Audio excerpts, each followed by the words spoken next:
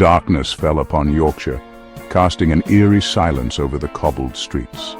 The once lively town now seemed like a ghostly shadow of its former self. A shroud of fear, thick and suffocating, enveloped the town. The fog rolled in, adding to the sense of dread that hung in the air, making every corner a potential hiding place for danger. Women were no longer safe, not in their homes, not on the streets. The fear was palpable, a constant companion that followed them everywhere, making even the shortest walk feel like a perilous journey. The reason? A name whispered with dread, the Yorkshire Ripper. His very mention sent shivers down spines, a ghostly presence that haunted conversations and dreams alike. His crimes, brutal and unforgiving, left a trail of blood and terror in their wake, each scene more gruesome than the last, painting a picture of horror that the town could not escape. No one knew who he was, this monster hiding in plain sight. He was a shadow, a faceless terror that could be anyone, anywhere, at any time. He was a phantom, a nightmare come to life. His presence was felt even when he wasn't there, a dark cloud that loomed over the town, never letting them forget the horror he brought. The uncertainty bred fear, a fear that seeped into everyday life, poisoning the very heart of the community. It was a fear that changed the way people lived, a fear that made the night a time of terror rather than rest. For 5 long years, from 1975 to 1980, the spectre of the Yorkshire Ripper haunted the north of England. The fear was palpable, seeping into the everyday lives of the people. Streets that were once bustling with activity became deserted as night fell. The foggy landscape of Yorkshire seemed to mirror the murky, terrifying atmosphere that had settled over the region.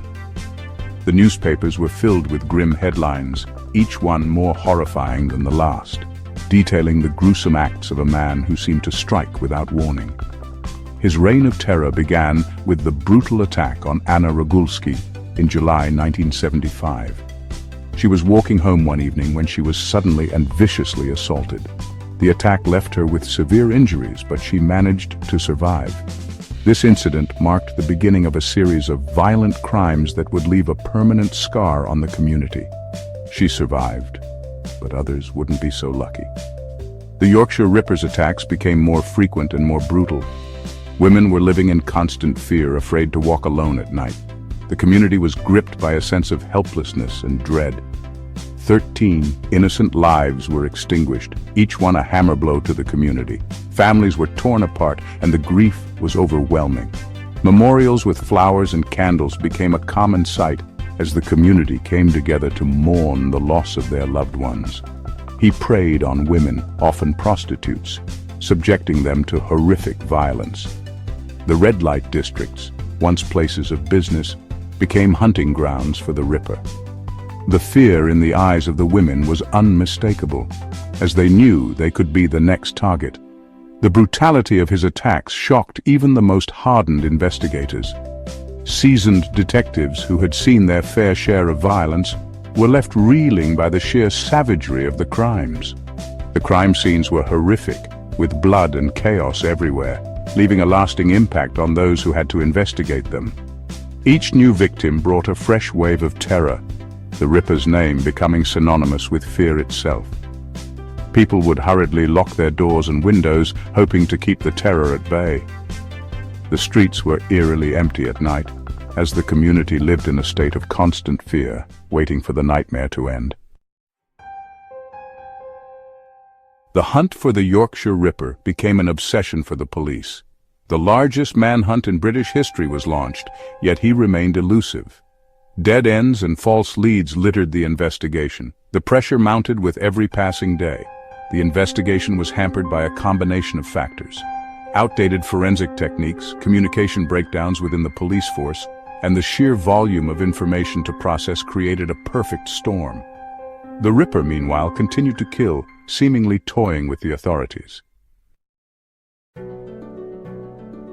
The Yorkshire Ripper's reign of terror had a devastating impact on the community. Fear became a constant companion. Women were afraid to go out alone, especially at night. The streets, once bustling with life, became eerily quiet. The psychological scars ran deep. The Ripper had shattered the illusion of safety. Trust was eroded, not just in strangers, but in the very fabric of society. The community was left reeling, struggling to come to terms with the horrors that had unfolded in their midst. Section 5. Scars on the Soul, the Unhealing Wounds. The families of the victims were left to pick up the pieces. Their lives were, well, irrevocably shattered. The pain of their loss was compounded by the brutal nature of the crimes and the agonizing wait for justice. The Yorkshire Ripper case highlighted the need for better victim support services. In the aftermath of the investigation, there was a growing recognition of the need for trauma counseling and support for the families of victims of violent crime.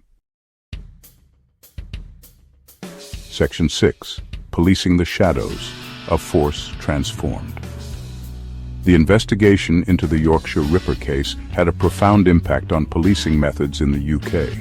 It exposed flaws in the system, forcing a complete overhaul of investigative techniques. The case led to the development of new forensic techniques, including DNA profiling, which would revolutionize criminal investigations. It also highlighted the importance of inter-force communication and collaboration, leading to the establishment of national databases and information-sharing protocols. Section 7. A Legacy of Change. The Yorkshire Ripper case was a watershed moment in criminal history. It forced a reassessment of how violent crimes were investigated and how victims were treated. It led to significant changes in police procedures, forensic science, and victim support services. The case also sparked a national debate about the portrayal of violence against women in the media and the societal attitudes that contributed to a culture of fear and silence. Section 8. Echoes of Terror. Even though Peter Sutcliffe was finally apprehended and brought to justice in 1981, the echoes of his reign of terror continue to reverberate.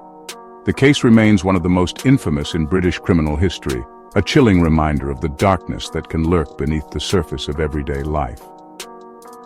The name Yorkshire Ripper still evokes a visceral reaction, a testament to the enduring power of fear and the lasting impact of his crimes on the national psyche. Section 9. Justice and its Price. The Yorkshire Ripper case serves as a stark reminder of the human cost of violence. The brutal murders committed by Peter Sutcliffe in the late 1970s and early 1980s left an indelible mark on the community. His reign of terror not only claimed the lives of 13 women, but also instilled a pervasive sense of fear and insecurity among the public. The media frenzy that followed each attack only heightened the collective anxiety, as people grappled with the horrifying reality that such evil could exist in their midst. The victims and their families will forever bear the scars of his crimes. Each life lost was a world of potential, dreams, and aspirations cut short. The grief and trauma experienced by the families are immeasurable, a constant reminder of the fragility of life.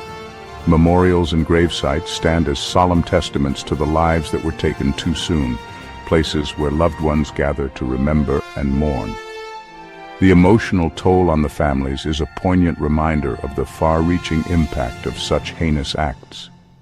Their stories are a testament to the resilience of the human spirit, but also a stark reminder of the importance of vigilance and the need for a society that protects its most vulnerable members.